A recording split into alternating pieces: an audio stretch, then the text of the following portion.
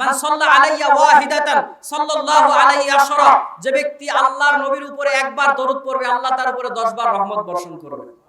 হাদিসের ফজিলত পরের হাদিস আরো বেশি আছে। নাসাই 2 নম্বর খণ্ড 224 নম্বর পৃষ্ঠা হাদিস নাম্বার 23, হাদিস নাম্বার 1300, এই হাদিস মিশকাতুল মাসাবি 2 নম্বর খণ্ডের 922 নম্বর হাদিস।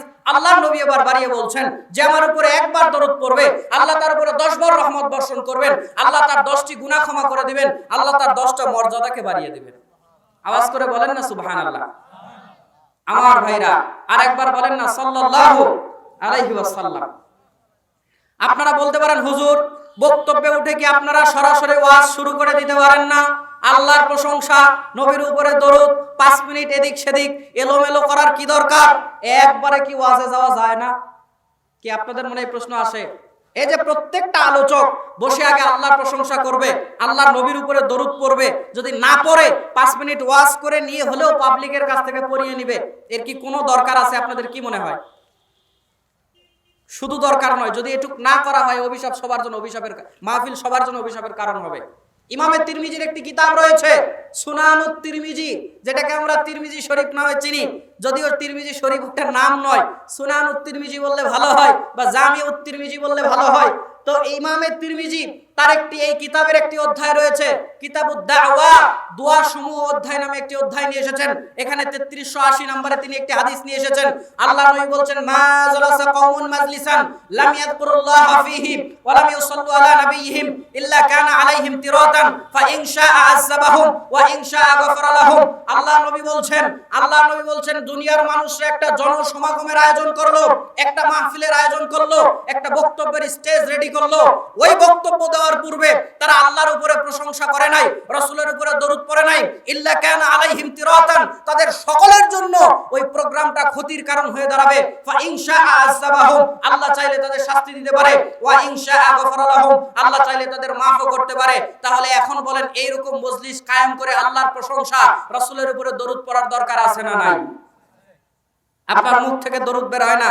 এখনই যদি ভোটের আয়োজন করা হতো, লাল এক কাপ চা খেয়ে রাস্তায় বের হয়ে মাঝে মধ্যে আমার ভাই, তোমার ভাই, অমুক ভাই, তমুক ভাই, ভাই আছে যেখানে আমরা আছি সেখানে, ভাই আছে যেখানে আমরা আছি সেখানে, তোমার ভাই এখন কবরে, তুমি কেন উপরে, নানান স্লোগানে মুখরিত করেন। আমার ভাইরা আপনার একটা পার্সোনাল দল থাকতে পারে, আমার কোনো আপত্তি নাই, তবে পৃথিবীর সবার চাইতে যদি আপনি আল্লাহর নবীকে বেশি ভালোবাসতে না পারেন, আপনি ঈমানের দাবিতে পরিপূর্ণ ঈমানদার নয়। আপনি যদি বুখারী আর মুসলিমের প্রথম 20টা হাদিস পড়ে থাকেন, আল্লাহর নবী বলেছেন লা ইউমিনু আহাদুকুম হাত্তা আকুনা আহাব্বা ইলাইহি মিন ওয়ালিদিহি ওয়া ওয়ালাদিহি ওয়ান নাসি আজমাইন। আল্লাহর নবী বলেছেন তোমরা ততক্ষণ পর্যন্ত ঈমানদার হতে পারবে না যতক্ষণ পর্যন্ত পৃথিবীর সবার চাইতে, বাবার চাইতে, মায়ের চাইতে, নেতার চাইতে, পৃথিবীর সবার চাইতে আল্লাহর নবীকে বেশি ভালোবাসতে না পারবে, ততক্ষণ পর্যন্ত পরিপূর্ণ ঈমানদার হতে পারবে না। আল্লাহর নবীর উপরে দরুদ পড়তে বললাম, আপনি মুখ খুললেন না। এখনই এক কাপ লাল চা খেয়ে রাস্তাতে নামলে লুঙ্গি যে কোথায় যায় খবর নাই, মাঝে মাঝে এমন লাভ সারে। যার কার উপরে দরুদ পড়তে বলেছি জানেন? যিনি প্রথম জান্নাতের দরওয়াজা খুলবেন। জানেন আপনি মুহাম্মদ সাল্লাল্লাহু আলাইহি সাল্লামের পূর্বে পৃথিবীর কেউ জান্নাতের দরওয়াজা খুলতে পারবে না। আপনার নেতাও পারবে না, এমপি নয়, মন্ত্রী নয়, কোন নবী নয়, কোন রাসূল নয়। প্রথম জান্নাতের দরওয়াজা খুলবে মুহাম্মদ সাল্লাল্লাহু আলাইহি ওয়াসাল্লাম। দলিল আপনি খোলেন সহিহ মুসলিম প্রথম খণ্ডের 382 নম্বর হাদিস, আতি বাবাল জান্নাতি ইয়াউমাল কিয়ামাতি ফাস্তাবতিউ ফায়াকুলুল খাজিনু মান আনতা আকুলু মুহাম্মাদুন ফায়াকুলু বিকা উমিরতু লা আফতাহু লিআহাদিন ক্বাবলাকা। আল্লাহর নবী বলছেন আমি প্রথম জান্নাতের দরওয়াজাতে গিয়ে কোরআন আরবো, ফায়াকুলুল খাজিনু মান আনতা, জান্নাতের দ্বাররক্ষী ফেরেশতা আমাকে বলবে আপনি কে? আকুলু মুহাম্মাদুন, আমি তখন বলবো আমি মুহাম্মদ সাল্লাল্লাহু আলাইহি ওয়াসাল্লাম। ফায়াকুলু, তখন তারা বলবে বিকা উমিরতু, আল্লাহ আমাদেরকে মর্মে আদেশ করেছে লা আফতাহু লিআহাদিন ক্বাবলাকা, আপনার পূর্বে যেন আমরা কাউকে জান্নাতে ঢুকতে না দিই।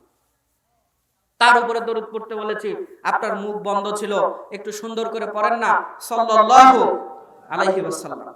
আর ডানে বামে কথা নয়, বেশি আমি সময় পাবো না, হয়তোবা 1 ঘন্টা আমি সময় পাবো, একটা বিষয় ভিত্তিক আমি আলোচনা করার চেষ্টা করব। কষ্ট হবে আপনাদের? বিসমিল্লাহ। আজকে সংক্ষিপ্ত বক্তব্যের বিষয় হচ্ছে শেষ জামানার ফিতনা। শেষ জামানার ফিতনা কি বলেন আপনি? আমি ফিতনার মধ্যে আছি না নাই? কত যে ফিতনার মধ্যে আপনি আমি আছি টের পাই না। ফিতনা শব্দর আগে বুঝেন ফিতনা শব্দটা কি। কোরআন এবং সুন্নাতে ফিতনা শব্দ বিভিন্ন অর্থে ব্যবহৃত হয়েছে, আমি ওদিকে যেতে পারবো না। আল্লাহ কোরআনুল কারিমে আল্লাহর আযাবকে ফিতনা বলেছে, আল্লাহ বিভিন্ন ধর্মীয় বিপর্যয়কে ফিতনা বলেছে, এবং সন্তান সন্ততি, হ্যাঁ, সম্পদ, এগুলোকেও আল্লাহ ফিতনা বলেছে। এই ফিতনা অর্থ হচ্ছে পরীক্ষা অর্থে বলেছে। সূরা তাগাবুনের 15 নম্বর আয়াত খোলেন, আল্লাহ বলছেন ইন্নামা আমওয়ালুকুম ওয়া আওলাদুকুম ফিতনা, নিশ্চয় তোমাদের সম্পদ, স্ত্রী, সন্তান এগুলো তোমাদের জন্য ফিতনা, মানে পরীক্ষার বস্তু।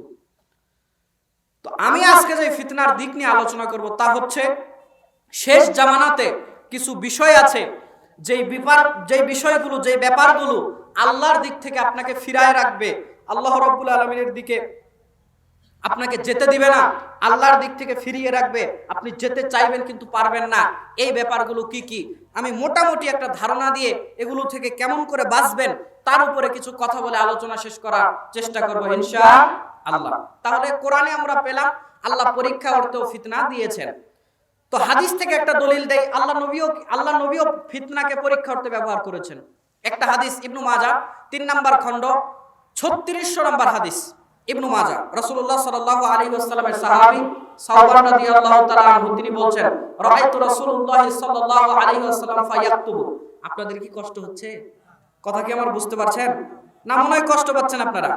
দেখি লিল্লাহি তাকবীর, মাশাআল্লাহ, হাত নামান, একটু গুটি শুটি হয়ে বসেন, আমি একটু সেটিং ফিটিং করে নেই, আস্তে আস্তে বলি, ধীরে ধীরে শোনেন। রাসূলুল্লাহ সাল্লাল্লাহু আলাইহি ওয়াসাল্লাম একদিন খুতবা দিচ্ছেন, সাওবান রাদিয়াল্লাহু তাআলা বলছেন রাআইতু রাসূলুল্লাহ সাল্লাল্লাহু আলাইহি ওয়াসাল্লাম ফায়াকতুবু, আল্লাহর নবী একদিন খুতবা দিচ্ছে আমি দেখলাম, ফাআকবালা হাসানুন ওয়া হুসাইনুন আলাইহিমাস সালাম, আল্লাহর নবী বলছেন, মোবাইলে কথা বলেন না প্লিজ। আল্লাহর নবী সাল্লাল্লাহু আলাইহি ওয়াসাল্লাম বলছেন যে স্টেজে কথাবার্তা, মোবাইল টোবাইল এগুলো ধরেন না, ডিস্টার্ব হয়, ঠিক আছে? আর ধরবে না ইনশাআল্লাহ। রাসূলুল্লাহ সাল্লাল্লাহু আলাইহি ওয়াসাল্লাম খুতবা দিচ্ছেন, সাহাবী দেখছে, তারপর তিনি বলছেন ফাআকবালা হাসানুন ওয়া হুসাইনুন আলাইহিমাস সালাম, এমন সময় হাসান এবং হুসাইন রাদিয়াল্লাহু তাআলা মসজিদের মধ্যে আসতেন। তারা লালচে রঙের দুইটা কাপড় পরে আছাড় ফাতার খেতে খেতে আল্লাহর নবীর সামনে এসে দাঁড়িয়ে গেলেন। ফায়াকুমানি, আল্লাহর নবীর সামনে এসে দাঁড়িয়ে গেলেন, আল্লাহর নবী খুতবা দিচ্ছেন। এদের দুইজনকে দেখার পরে আল্লাহর নবী সাল্লাল্লাহু আলাইহি ওয়াসাল্লাম খুতবা থেকে নেমে আসলেন। ফানাজালান নবী সাল্লাল্লাহু আলাইহি ওয়াসাল্লাম, আল্লাহর নবী মিম্বার থেকে নামলেন, অবতরণ করলেন। ফাআখাযাহুমা ফাওয়াদাআহুমা ফি হিজরি, আল্লাহর নবী তাদেরকে বুকে নিলেন, আদর করলেন। করার পরে তিনি আবার তার খুতবা উঠে গেলেন এবং বললেন ইন্নামা আমওয়ালুকুম ওয়া আওলাদুকুম ফিতনা, নিশ্চয় সন্তান সম্পদ এগুলো হচ্ছে পরীক্ষার বস্তু। রাআইতু হাযাইনি, আমি যখন এই দুইজনকে দেখেছি, ফালাম আসবির সুম্মা আখাযা ফি খুতবাতি, আমি এদের দুইজনকে দেখে ফালাম আসবির, ধৈর্য ধরতে পারি নাই। এরপর সাহাবী বলছেন আল্লাহর নবী তার খুতবাকে শেষ করলেন। তো এই হাদিস আমি এজন্যই বললাম আল্লাহর নবীও সন্তান সম্পদ এগুলোকে ফিতনা হিসেবে উল্লেখ করলেন। এই ফিতনা মানে কি বুঝে থাকলে বলেন তো, কথা কি আমার বুঝতে চান না? কে বলছেন এই ফিতনা মানে কি? একটু কথা বলতে হবে তো। এক পেশে কি কথা হয়? দুই পক্ষে কথা হতে হবে না? এক পক্ষে কথা কে বলে জানেন? পাগল, পাগল, ওর মনেও কথা বলে যায়। তো আমাকে দেখে কি আপনাদের পাগল মনে হচ্ছে? পাগল যদি মনে না হয় আপনাদের একটু কথা বলা লাগবে, পারবেন ইনশাআল্লাহ? এখানে ফিতনা পরীক্ষা অর্থে এসেছে। কি শব্দ এসেছে? পরীক্ষা অর্থে। আমার ভাইরা, তাহলে কোরআন এবং হাদিস থেকে আমরা দলিল পেলাম ফিতনাকে পরীক্ষা অর্থেও ব্যবহার করা হয়েছে। চলেন আলোচনার মধ্যে চলে যাই। আপনাকে আরেকটা কথা বলে নেই, বান্দা আল্লাহ রাব্বুল আলামিনের নৈকট্য অর্জনের জন্য যাবে, আল্লাহর দিকে এগোবে, এই এগোনোর পথে এমন বাধা বিপর্যয় একটা জামানাতে আসবে যে একটা মানুষ ইবাদত আমল করার সুযোগ আর পাবে না। সে চাইবে আমি আমল করতে, কিন্তু পারবো না। আল্লাহর নবী বলছেন, হাদিসটা বলেন সহিহ মুসলিম 214 নাম্বার হাদিস, আল্লাহর নবী সাল্লাল্লাহু আলাইহি ওয়াসাল্লাম বলছেন ইয়াতি আলান নাসি জামাআনুন, আল্লাহর নবী বলছেন এমন একটা জামানা তোমাদের মধ্যে আসবে। এই হাদিস বলার পূর্বে আরেকটা হাদিস আগে বলে নাই, বুঝতে সুবিধা হবে। আল্লাহর নবী আরেকটা হাদিসের মধ্যে উল্লেখ করে বলছেন ইয়াকুনু ফি আখিরিজ জামানি, এমন একটা সময় শেষ জামানাতে মানুষরা পার করবে, যেই জামানার মানুষরা সকালবেলা ইমানদার থাকবে, সন্ধ্যা হতে হতে লোকগুলো বেঈমান হয়ে যাবে। আবার সন্ধ্যার সময় ইমানদার থাকবে, সকাল হতে হতে লোকগুলো বেঈমান হয়ে যাবে। জোরে করেন নাউযুবিল্লাহ। আল্লাহর নবী আরো বাড়িয়ে বলছেন, ইয়াবিউ দীনাহু বিআরদিন মিনাদ দুনিয়া। তারা এই ইসলামকে, দ্বীনকে দুনিয়ার বিনিময়ে বিক্রি করে দিবে। ফিতনা এমন ভাবে মানুষদেরকে গ্রাস করবে, ফিতনা এমন ভাবে মানুষদেরকে ঘিরে ফেলবে, ফিতনার কারণে মানুষরা দিন টিকিয়ে রাখতে পারবে না। ঘুষের টাকা প্রত্যেকদিন হাতের মধ্যে 50,000 রোজ আসে। 2 লাখ টাকা ঘুষের জন্য আপনাকে রোজ হাতের মধ্যে দেয়, ওই লোক কতদিন ওই লোক থেকে বাঁচবে? আল্লাহ নবী বলছে, ফিতনা এমন ভাবে তোমাদেরকে গ্রাস করে নেবে, সকালবেলা তোমাদের ঈমান থাকবে, বিকালে নাই। বিকালবেলা ঈমান থাকবে, সকালে আর নাই। এমন একটা পরিবেশ তোমাদের মধ্যে আসবে, ফিতনার সঙ্গে তোমরা কুলাতে পারবে না। এমন সময় তোমরা ফিতনার কাছে নিজেদের ঈমানকে বিক্রি করে দেবে। জোরে কর নাউযুবিল্লাহ। বাদিরু বিল আমালি ফিতানান কাকিতা'আল লাইলিল মুজলিম ইউসবিহুর রাজুলু মুমিনান আও ইউমসি কাফিরান আও ইউমসি মুমিনান ওয়া ইউসবিহু কাফিরান ইয়াবিউ দীনাহু বিআরদিন মিনাদ দুনিয়া। আল্লাহর নবী বলছেন, ওই সময়ের মানুষগুলো সকাল সন্ধ্যা ঈমান টিকিয়ে রাখতে পারবে না, বরং দুনিয়ার কাছে তাদের ঈমানকে বিক্রি করে দিবে। আমার ভাইরা, সামনে এমন একটা সময় আসছে, সামনে এমন একটা সময় আসবে, মানুষরা চাইবে ইসলাম মানতে পারবে না, সবার সামনে ইসলাম ইতিহাস হয়ে যাবে, ইসলাম নামে থাকবে, কিন্তু আপনি পালন করার মতো কোনো সুযোগ থাকবে না। এই হাদিসটা বলেন, এই শুনেন, এই হাদিসটা সহিহ বুখারীতে এসেছে। আল্লাহর নবী সাল্লাল্লাহু আলাইহি ওয়াসাল্লাম বলেছেন, ইয়াতি আলান নাসি জামআনুন খায়রু মালির রাজুলিল মুসলিমিন গনাম ইয়াতবাউ বিহা শাআফাল জিবালি ওয়া মাওয়াকিয়াল কতরি ইয়াফিরু বিদীনিহি মিনাল ফিতান। আল্লাহর নবী বলছেন, অচিরেই তোমরা এমন একটা সময় পার করবে, অচিরেই তোমরা এমন একটা সময়ের মধ্যে দিয়ে যাবে, যেই সময়ের মানুষদের উত্তম সম্পদের নাম হবে কয়েকটা ছাগল আর কয়েকটা বকরি। তাদের উত্তম সম্পদই হবে ছাগল আর বকরি। এই ছাগল আর বকরি নিয়ে ওই যে জায়গাতে বৃষ্টি বর্ষণ হয়, মাওয়াকিয়াল কতরি, যে জায়গাতে বৃষ্টি বর্ষণ হয় ওই জায়গাগুলোতে চলে যাবে। ওয়া শাআফাল জিবাল, যে জায়গাগুলোতে পাহাড় আছে ওই জায়গাগুলোতে চলে যাবে। ইয়াফিরু বিদীনিহি মিনাল ফিতান। কেন? কারণ সে নিজের সমাজে থেকে দ্বীন ইসলাম মানতে পারবে না, তাকে ইসলাম মানার জন্য সমাজ ছাড়তে হবে। আপনারা মনে আমার কথা বুঝতেছেন না? আমার ভাইরা, আমি একটা কথা বলেছি, দিন যত যাবে ইসলাম ইতিহাস হবে, আপনার বিশ্বাস হয়? আমার ভাইরা, আজ থেকে কিছু বছর পূর্বে আমরা দেখি নাই তবে শুনেছি, দেখেন ইসলাম কিভাবে ইতিহাস হয়ে গেছে। নানি দাদিরা আমরা দেখি নাই তবে শুনেছি, তারা এক জায়গা থেকে আরেক জায়গাতে নৌকাতে যাওয়ার যদি প্রয়োজন হতো, নৌকার উপরে যে চই থাকে এটাকে তারা লম্বা একটা সারি দিয়ে ঘিরে নিত। আমরা দেখি নাই তবে শুনেছি। কেউ দেখে থাকলে বলেন কথা ঠিক কিনা? দেখেছেন আপনারা? যারা মুরব্বী আছেন দেখার কথা। আমার ভাইরা, শুধু তাই নয়, রিকশাতে চড়েও যদি এক জায়গা থেকে আরেক জায়গাতে যাওয়ার প্রয়োজন হতো, রিকশার যে হুড আছে এটা তো উঠায় দেওয়া থাকতোই, লম্বা একটা শাড়ি দিয়ে চারিদিকে পেঁচায় নিয়ে রিকশাতে চড়ে একটা মহিলা এক জায়গা থেকে আরেক জায়গাতে যেত। আমরা দেখি নাই তবে শুনেছি। আপনারা দেখে থাকলে বলেন কথা ঠিক। আমার ভাইরা, শুধু তাই নয়, আমরা এটাও শুনেছি, আমাদের নানিরা দাদিরা আজ থেকে 20 বছর 30 বছর আগের কথা, তারা এক বাড়ি থেকে আরেক বাড়িতে যাওয়ার যদি প্রয়োজন হতো হাতে একটা ছাতা নিত। রোদ নাই, বৃষ্টি নাই, কিন্তু তারপরেও একটা ছাতা নিত। কেন? রাস্তাতে যাওয়ার সময় যদি কোনো পুরুষ তার সামনে পড়ে যেত, ছাতা দিয়ে নিজেকে আড়াল করে সাইডে চলে যেত, ছাতা দিয়ে নিজেকে আড়াল করে নিত। আমরা দেখি নাই তবে শুনেছি। বুঝে থাকলে বলেন কথা ঠিক। এগুলো আছে না ইতিহাস? বলেন না, এগুলো আছে না ইতিহাস? আমি আপনাকে বলেছি, দিন যত যাবে ইসলাম তত ইতিহাস হবে। আপনাকে দেখাবো ইসলাম কিভাবে ইতিহাস হয়েছে। আমরা নিজেদের কথা বলছি, আমরা যখন ছোট ছিলাম, বয়স যখন 5-6 বছরের ছিল, এখন তো অত ছোট বয়সে তো তখন স্কুলে ভর্তি করে নিত না। আমাদের সময়ে ওই যে প্রাইমারিতে ভর্তি হতে গেতে বলতো যে তো মাথার উপর দিয়ে হাত দাও, কান ধরতে পারলে ভর্তি করে নিত, না হলে নিত না। কথা বলেন না কেন? ঠিক নয় কি? আর এখন তো বাচ্চা ফুটছে, কথাই ঠিক মতো বলা শিখে নাই, ওরে প্লে নার্সারিতে ভর্তি করে দাও। শুধু ভর্তি 1 2 3, বাচ্চার সাথে মা ও ফ্রি। সকালবেলা বাচ্চাও যায়, সাথে মাও যায়, মাঝে মধ্যে রিক্সাওয়ালার সাথে আবার বেরিয়েও যায়। কথা বলেন ঠিক নয় কি? আমার ভাইরা, আমরা যখন ছোটবেলায় ছিলাম ওই 4-5 বছর বয়সে তো ভর্তি করে নাই। আমরা নুরানি পড়ার জন্য মসজিদে যেতাম, আমাদের গলাতে একটা লুঙ্গি বেঁধে দেওয়া হতো, ওই লুঙ্গির নিচে হাত পা সব চলে যেত। আপনারা কি বুঝতে পারছেন? এলাকার মানুষ তো বোঝার কথা। ওই হাত পা সব লুঙ্গির মধ্যে চলে যেত। আমরা সিলেট আর ওই একটা আরবি বই, একটা কায়দা বই নিয়ে হাত ওই লুঙ্গির ভিতরে ঢুকিয়ে আমরা কোরআন পড়ার জন্য যেতাম। শুধু আমরা যেতাম না, বাড়িতে মারা বাবারা, বিশেষ করে দাদা দাদিরা যারা মুরব্বীরা ছিল, তারা ভোরবেলা উঠে গায়ের মধ্যে লেপ কাঁথা মুড়ি দিয়ে তারা কোরআন পড়তো গুনগুন গুনগুন করে। আমরা কোরআন শব্দ, কোরআনের আওয়াজ শব্দ বাড়ি থেকে শুনতে পেতাম না? এখন কি এগুলো আছে না? ইতিহাস। এখন সকালবেলা হলেই কোরআন শব্দ, কোরআনের শব্দ আসা তো দূরে থাকলো, সারেগামা পাদা নিচা, চাচা দাদু খালা ফুফা, এই শব্দগুলো বাড়ি থেকে ভেসে আসে। আওয়াজ করে বলতে হবে, কথা ঠিক কিনা? আমার ভাইরা, আমি আপনাকে বলেছি, দিন যত যাবে ইসলাম তত কঠিন হয়ে যাবে। দিন যত যাবে ইসলাম আপনার সামনে থেকে উঠে চলে যাবে। এমন পরিস্থিতি হবে, একটা মানুষ দিন ইসলাম পালন যে সমাজে থেকে করবে, এই সুযোগ সে পাবে না। হাদিসটা বলেছে, এবার অনুবাদটা আপনারা বোঝেন নাই। আল্লাহর নবী বলছে, এমন একটা জামানা মানুষের মধ্যে আসবে, যেই জামানার মানুষদের উত্তম সম্পদের নাম হবে কয়েকটা ছাগল আর কয়েকটা বকরি। আপনি বলবেন, হুজুর, পৃথিবীতে টাকা পয়সা তখন থাকবে না? সব থাকবে, ব্যাংক। হ্যাঁ, আচ্ছা। রাসূলুল্লাহ সাল্লাল্লাহু আলাইহি ওয়াসাল্লাম বলছেন যে এমন একটা সময় তোমাদের মধ্যে আসবে, যেই সময়ের মানুষগুলোর উত্তম সম্পদ হবে কয়েকটা ছাগল আর কয়েকটা বকরি। আপনি বলবেন, কোটি টাকা নাই, ব্যাংকে আছে। আপনি বলবেন, আর কিছু নাই, গাড়ি আছে, বাড়ি আছে, বিল্ডিং আছে, স্ত্রী আছে, 2-3টা বাড়িতে সন্তান আছে, কিন্তু ওই সম্পদগুলোর একটাও কোনো মূল্য নাই। উত্তম সম্পদ হবে কয়েকটা ছাগল আর কয়েকটা বকরি। আপনি বলবেন, ছাগল বকরি সবচেয়ে উত্তম হয় কিভাবে?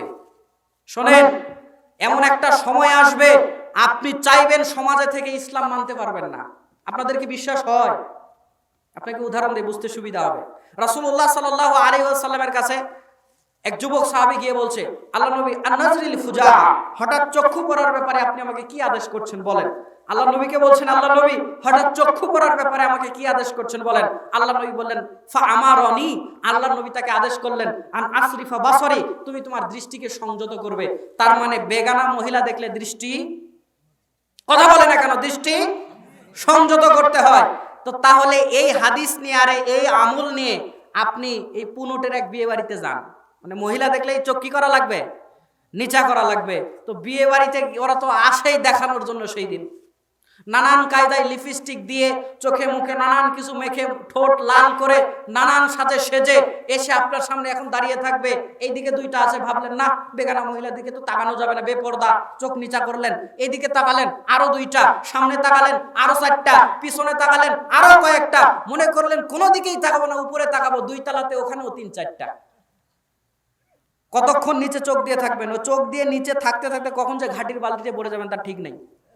আপনি চাচ্ছেন যে আমি এদেরকে দেখবো না, আপনি কি পারছেন? হয় ওদেরকে দেখে দেখে বিয়ে খান, না হয় বিয়ে বাড়ি ছাড়েন, 2টার মধ্যে একটা। কথা কি আমার বোঝা যায়? বাদ্যযন্ত্র শোনা হালাল না হারাম? আওয়াজ করে বলেন না, হালাল না হারাম? হারাম বলছেন। আপনার ছেলেই কানের মধ্যে গান ঢুকিয়ে দিয়ে শোনে, গান শুধু বাজে না, কানের মধ্যে ওর গান, ইয়ারফোন দিয়ে শুনলে না শুনলে নাকি ঘুমায় না। এখানে হারাম ফতুয়া দিচ্ছেন ভালোই, ছেলের কাছে গিয়ে কয়দিন হারাম ফতুয়া দিয়েছেন, মেয়ের কাছে গিয়ে কয়দিন হারাম ফতুয়া দিয়েছেন, এখানে তো চিল্লাই বলছেন হারাম। যাই হোক, আল্লাহর নবীর সাহাবী ওমর আর নাফে রাদিয়াল্লাহু তাআলা আনহু একদিন রাস্তা দিয়ে যাচ্ছেন, যাওয়ার সময় ওমর রাদিয়াল্লাহু তাআলা আনহুর কানের মধ্যে গানের শব্দ চলে আসলো। ওমর রাদিয়াল্লাহু তাআলা কানে আঙুল দিলেন, কিছু দূর গেলেন, যাওয়ার পরে নাফেকে প্রশ্ন করলেন, কিছু কি শোনা যায়? নাফে রাদিয়াল্লাহু তাআলা আনহু বলছেন, না, কিছু শোনা যায় না। তখন ওমর রাদিয়াল্লাহু তাআলা আনহু কান থেকে আঙুল সরিয়ে বললেন, আল্লাহর নবীকে আমি দেখেছি, তিনি বাদ্যযন্ত্রের শব্দ শুনে কানের মধ্যে আঙুল দিয়েছেন। এখন আপনার কাছে আমার প্রশ্ন হলো, আপনার বাড়ির সাইটে বিয়ে হবে, এখন ওই বাড়িতে কমপক্ষে 2 দিন গান বাজবে না? বাজবে না? বাজবে না? তো গান শুনলে আপনার আমার জন্য আমল কি? কানে আঙুল দিতে হবে। এখন 2 দিন গান বাজবে, কয় মিনিট কানে আঙুল দিয়ে থাকবেন? আপনি আমাকে থেকে দেখান। সেদিন কি ভাত খাবেন না? কানে আঙুল দিয়ে কেমনে ভাত খাবেন? সেদিন কি গোসল করবেন না? কানে আঙুল দিয়ে কেমনে গোসল করবেন? সেদিন কি ঘুমাবেন না? কানে আঙুল দিয়ে কেমনে ঘুমাবেন? সেদিন কি গরু ছাগলকে খাবার দিবেন না? কানে আঙুল দিয়ে গরু ছাগলকে কেমনে খাবার দিবেন? আপনি তো গান শুনতে চাচ্ছেন না, বাকি আপনি শুনতে বাধ্য। যদি বলা হয়, হাজী সাহেব আপনি তো হজ করে এসেছেন, ছেলের বিয়ে দিচ্ছেন, গানটা একটু কম বাজালে হয় না? বলবে, দে হুজুরের বাড়ির দিকে মাইক আরো 2টা ঘুরায় দে। আমার ছেলে কি প্রত্যেকদিন বিয়ে করবে নাকি? বিয়ে তো করবে মাত্র 1 দিন, এই 1 দিনই গান তোমার সহ্য হয় না, দে ওর বাড়ির দিকে আরো 2টা মাইক দে। কথা বলেন ঠিক কিনা? ও নাকি হাজি। তো আপনি আমি বাদ্যযন্ত্র শুনতে চাচ্ছি না, শুনতে হচ্ছে না। শুধু তাই নয়, বর্তমান ফেসবুক যারা চালান, এক সময় তাও একটু গান বাজনা এরিয়া আপনারা শোনা যেত, এখন ফেসবুকের স্টোরিতে রিল বানিয়েছে, গান ছাড়া কোনো রিল নাই। প্রত্যেকটা রিলে গান, যারাই ফেসবুক শোনায় তারাই গান শোনে। শুধু তাই নয়, রিংটোনের মধ্যেও গান ঢুকিয়ে দিয়েছে। মসজিদে ইমাম সাহেব সালাত আদায় করাচ্ছেন, কোরআন তেলাওয়াত করছেন, হঠাৎ করে বেজে উঠেছে আমার ঘুম ভাঙায় দিল রে মরার কুকিলে। বলেন বাজে না? আপনি তো চাচ্ছেন আমি গান শুনবো না, পরিস্থিতি এমন মসজিদের মধ্যে শোনাচ্ছে, শুনবি না মানে শোন, নামাজ পড়তে শোন। আপনি চাচ্ছেন আমি ইসলাম মানবো, মানতে পারছেন? আমি আপনাকে বলেছি দিন যত যাবে ইসলাম মানা আপনার জন্য কঠিন হয়ে যাবে। এখন তাহলে কি হবে? আপনার জন্য সমাজ আর গান বাজনা মুক্ত হবে না, আপনার জন্য সমাজ আর বেপরদা মুক্ত হবে না। এখন কি করতে হবে? দিন ধর্ম তো আপনাকে মেনেই জান্নাতে যেতে হবে। সমাজ যেহেতু পরিবর্তন হবে না, আপনাকে এবারে এলাকা ছেড়ে চলে যেতে হবে। কোথায় চলে যাবেন? ওই যে বৃষ্টি বর্ষণ হয় ওই জায়গাগুলোতে মানুষ চলে যাবে দিন ধর্ম শুধু পালনের জন্য। এবার বুঝে থাকলে বলেন, ওখানে কোটি টাকা নিয়ে গিয়ে কোনো লাভ আছে? ওখানে কোটি টাকা নিয়ে গিয়ে কোনো লাভ আছে? ফ্রিজ নিয়ে গিয়ে কোনো লাভ আছে? কার গাড়ি নিয়ে গিয়ে কোনো লাভ আছে? কোনো লাভ নাই, কোনো সম্পদের কোনো দাম নাই। তবে ছাগল আর বকরির দাম আছে। কেন? আপনি ছাগল বকরির মাংস খেতে পারবেন, ওর দুধ দহন করে খেতে পারবেন, গাছের ফল খেয়ে ইত্যাদি খেয়ে আপনি জীবন ধারণ করে আপনি আপনার আল্লাহর জান্নাতে যাওয়ার চেষ্টা করতে পারেন। কারণ ওই জঙ্গলে আপনাকে গান শোনানোর জন্য কেউ যাবে না, ওই জায়গাতে বেপরদা মহিলা যাবে না। আপনাকে দিন ধর্ম মেনেই জান্নাতে যেতে হবে। তো আপনার জন্য আর সমাজ কোনোদিন পরিবর্তন হবে না। নিজের পরিবর্তনের জন্য, নিজের জান্নাতে যাওয়ার জন্য এলাকা সমাজ ছেড়ে চলে যেতে হবে। তো আল্লাহ নবী বলছেন, এই ফিতনাতে পড়ে কতক মানুষ ওই ফিতনার সামনে নিজেকে বিক্রি করে দিবে, ফিতনার সামনে বিক্রি হয়ে যাবে। আর কিছু মানুষ থাকবে ইয়াফিররু বিদীনিহি মিনাল ফিতান, তারা তাদের দিন ধর্ম ইসলামকে নিয়ে সমাজ থেকে পলায়ন করবে। আমার কথা কি বোঝা যায়? আমার ভাইরা, আলোচনা সামনে নিয়ে যাই, চলেন। এই ফিতনা যখন মানুষের মধ্যে আসবে, এই যে বিপর্যয় যখন আল্লাহর পক্ষ থেকে মানুষের মধ্যে আসবে, তখন কি শুধু যারা পাপ করেছে তাদের জন্য আসবে নাকি সবার জন্য আসবে? আল্লাহ সূরা আনফালের 25 নম্বর আয়াতে বলছেন, ওয়াত্তাকু ফিতনাতাল লা তুসিবান্নাল্লাযীনা যালামু মিনকুম